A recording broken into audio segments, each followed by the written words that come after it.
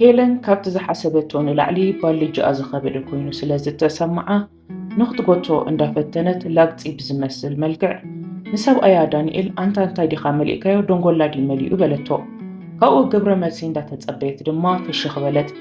ዳንኤል እውን ብግድኡ ኩሉ ዘድሌኪ ዓሽገል ክለኹ ብምባል ብህድኣት መለሰላ። ሄለን ትኸዶ ዝነበረት መገሻ ተራ መገሻ ኣይነበረን። ብድሕሪዚ ሄለን ድሕሪ ቁሩብ ደቓይቕ ናብ ዳንኤል ቅርብ ኢላ ግርማ ሞገስ ዘለካ ሽኮር ወዲ ኢኻ ብምባል ኣፍኪሳ ሰዓመቶ።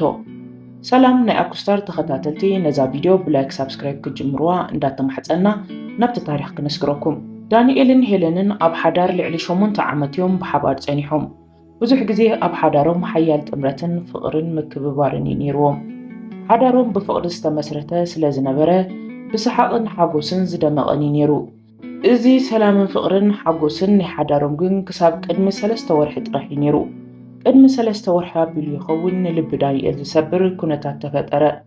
እታ መዓልቲ እቲኣ ቀዳም ስለ ዝነበረት ክልቲኦም ሰብኣይን ሰበይትን ስራሕ ኣይነበሮምን። ስለዚ ድማ ክሳዕ ዝረፍድዮም ደቂሶም ነይሮም። ኣጋ ሰዓት 10 ረፋድ ምስ ኮነ ከዓ ሄለን ካብ ዓራታ ተሲኣ ናብ ሻወር ኣተወት። ዳንኤል ድማ ወላኳ ካብ ድቃሱ እንተበራበረ ግን ካብ ዓራት ኣይወረደን ነይሩ። ኣብዚ ህሙድ ድማ ናብታ ኣብ ጎና ዓራት እትርከብ ኣብ ኮመዲኖ ተቐሚጣ ዝነበረት ናይ ሄለን ሞባይል ናይ ጽሑፍ መልእኽቲ ስለ ዝመፀ ሞባይል ናይ ሄለን ቫይብሬት ገበረት። ብድሕሪቲ ድማ ዳንኤል ነቲ ድምፂ ንምጥፋእ ኢዱ ናብ ኮመዲኖ ሰዲዱ ናይ በዓልቲ ቤቱ ሄለን ሞባይል ኣልዓላ። በዚ ግዜ ግን ዳንኤል በቲ ኣብ ስክሪን ዝረኣዮ ናይ ጽሑፍ መልእኽቲ ፈፂሙ ከኣምን ኣይከኣለን። ኮነ ኢሉ ይኮነን ኣልዒልዎ ሃንደበት ይልዕልዎ ግን ኣዝዩ ሰንቢዱ ደጊሙ ደጋጊሙ ነቲ መልእኽቲ እንበቦ። እቲ ናይ ጽሑፍ መልእኽቲ ድማ ከምዚ ይብል ነበረ። ቀዳመ ሰንበት ከይረኣኩኺ ክሕልፎ ይክእልኒ ኣመና ናፊቐ ከለኹ እዩ ዝብል ነይሩ። ናይቲ መልእኽቲ ተዳደስም እውን ብርሃነ እዩ ዝብል ነይሩ። ዳንኤል ነታ ብርሃነ እትብል ስም ንምዝካር ብዙሕ ሓሰበ። ግን ንሰበይቱ ብርሃነ ዝበሃል መሳርሕቲ መታዓቢቲ ከምኡውን መሓዛ ከም ዘይብላ ዘከረ። ግን ዳንኤል ብዘይመርትዖ ምዝራብ ውፅኢታዊ ኮይኑ ስለ ዘይተሰምዖ ከም ቀደሙ ፍሽኽ እንዳበለ ክስልያ ወሰነ። ኩሉ ኢሜይላታ ናብ ላፕቶፑ ኣሰጋገሮ። ኣብተን ዝቕፅላ ሰሙናት እውን ኣብ መኪንኣ ጂፒኤስ ትራከር ብሕቡእ ጌርላ። ንምርትዖ ዝኾነ እውን ብዙሕ ነገር ክእክብ ጀሚሩ። ካብ ዕለታት ሓደ መዓልቲ እውን እግራ ተኸታቲልዋ ነይሩ እዩ።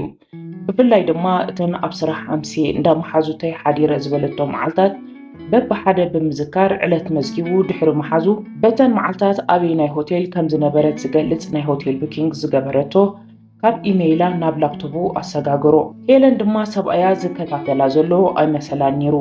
ብድሕሪዚ ድሕሪ 2 ወርሒ ድማ ኣብ መወዳእታ ናይታ ሰሙን ሄለን ንዳንኤል ከም ዝበለቶ ምስ ስራሕና ናይ ደቂ ኣንስትዮ ናይ ቫኬሽን መደብ ተዳልዩሎ እሞ ኣነ እውን ኣብቲ መደብ ክሳተፍ እየ ንኽልተ መዓልቲ ዝጸኒሑ ብምባል ባልጅ ኣውፂኣ ሓደ ንብረታ ክትጥርንፍ ጀመረት።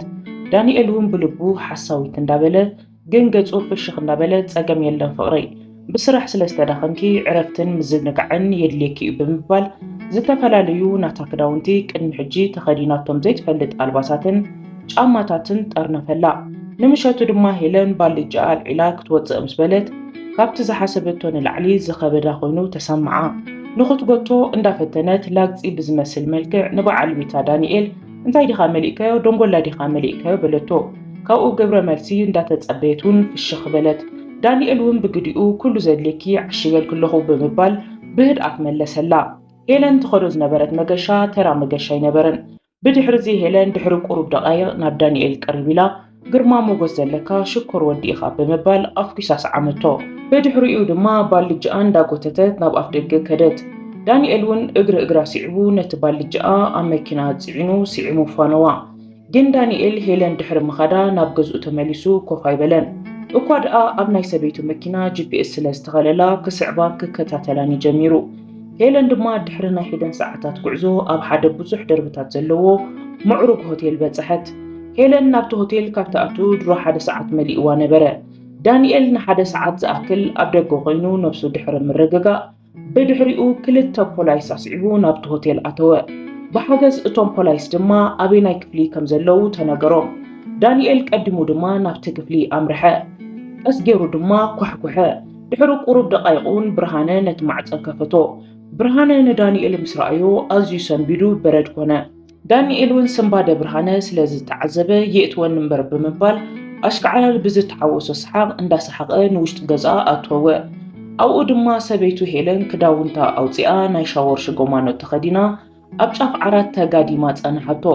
ምስ ረኣየቶ እውን ኣዝያ ሰንበደት ሕልሚ ጥራሕ ይመሲልዋ ነይሩ።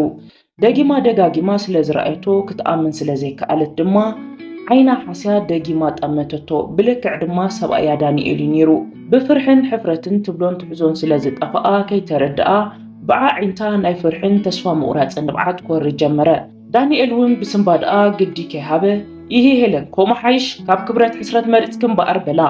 ናብቲ ምስ ሰበይቱ ዝነበረ ብርሃነ ገጹ ብምዛር እውን ይህ ብርሃነ ከምኡ ሓይሽ ከም ጎረባብቲ ዝተኸባበርና እዩ ዝመስለኒ ነይሩ። ብዝኾነ ናይ ኢድኩም ክትረኽቡ ኢኹም ብምባል ሄዱ ኢሉ ዘፍርሕ ቃላት ተዛረቦም። እቶም ክልተ ናይ ሲቪል ክዳን ዝተኸደኑ ፖላይስ ድማ ንውሽጢ ብምእታው ንሄለንን ብርሃነን ክዳኖም ክኽደኑ ኣዘዝዎም። ብድሕሪኡ ድማ እቶም ቅድሚ ሓደ ሰዓት ኣቢሉ ዓለም ናይ በይኖም ክሳብ ትመስሎም ህይወቶም ዝረስዑ ሄለንን ብርሃንን ኣብ ኢዶም ካቴና ኣትዎም ክሳዶም ደፊኦም ብሕፍረት ካብቲ ሆቴል ወፁ። ንጽባሒቱ ድማ ሄለን ኣብ ቤት ማእሰርቲ ከላ ዳንኤል ድማ ናይ ፍትሕ ክስ ኣቕረበ። ሄለን ድማ ኣብ ቤት ፍርዲ ኣምሪራ እንዳነብዐት ንዳንኤል ለመነቶ። በጃኻ ይትፍትሐኒ በጃኻ በለቶ። እቲ ፍትሕ እዚ ንዳንኤል ወላኳ ቀሊል እንተዘይነበረ ናይ ዓመታት ሓዳሩ ግዚኡ ገንዘቡን ክብሩን መጻወቲ ዝገበረቶ ሰበይቱ ልቡ ስለሰበረቶ ኣሽንኳይዶ ይቕር ኢልላ ምስኣ ሓዳሩ ክቕፅል ይትረፍሞ ገጻ ክሪኣ እውን ኣይደልየን ነይሩ። ኣብ መወዳእታ ድማ እቲ መስርሕ ፍትሕ ተዛዘመ። ዳንኤል እውን ምፍራስ ሓዳሩን ግዚኡን እንተኣቐንዘቦ ነገር ግን እምነት ካብ ዘይብሉ ሓዳር ምውፅኡ ናጽነት ተሰሚዕዎ እዩ። ክቡራት ተኸታተልቲ ናይ ኣኩስታር ከምቲ ልሙድ ሓቀኛ ታሪክ ህይወትኩም ክተካፍሉና ንኻልእ መሃርን ምኽርን እትደልዩሉ ዛንታኹም ብሜሴንጀር ኣኩስታር ብምባል ኣካፍሉና ኢኹም። ንሕና እውን ብእምነት ተኻንተኹም ክነቕርበልኩም ኢና። ከምኡ እውን ሳብስክራይብ፣ ላይክ፣ ሼር፣ ኮመንት ብምግባር ኣተባብዑና የቐኒልና።